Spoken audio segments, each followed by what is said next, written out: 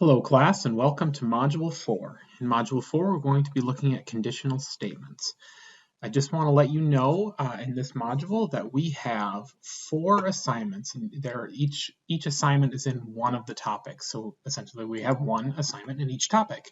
But the thing I want to make sure you know is if you're trying to budget your time, the assignments in topic 3 and 4 are quite a bit more difficult than the assignments in topic 1 and 2. So just because you are completed with the first two, don't assume that means you're halfway done. Make sure you get yourself moving on those second 2 assignments. So if you run into issues, you have time to get assistance or at least spend enough time before that last day when everything's due. So just please know that as you get going with things. With that, conditional statements. So what's a conditional statement? Well, let's start with what it isn't. What we've done so far has just been sequential programs. Within a sequential program, you essentially follow a known path through the program every time you run it. So you could draw a line through your program, and every single time it would follow that line without any real deviation.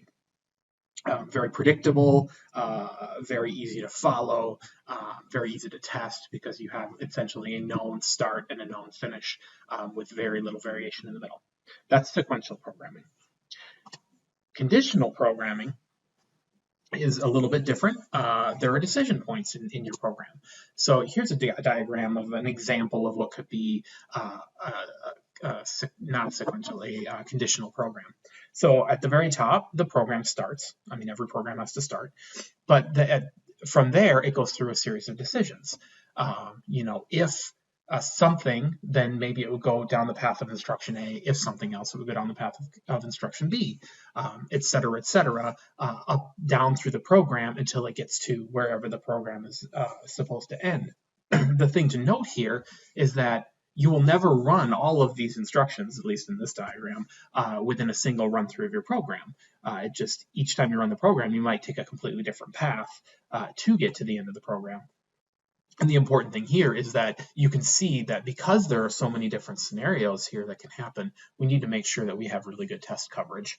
And we'll go over some more testing stuff here in a little bit, but you just need to be aware that you have to make sure that you cover each one of these paths with a reasonable test coverage to ensure that it all works as you expect. I mean, if this program, if you test just path through instruction A and instruction C, well, if the next time the program's run, it takes the path of instruction B, E, F, and program end there, your tests are not covering that. So please be aware of that.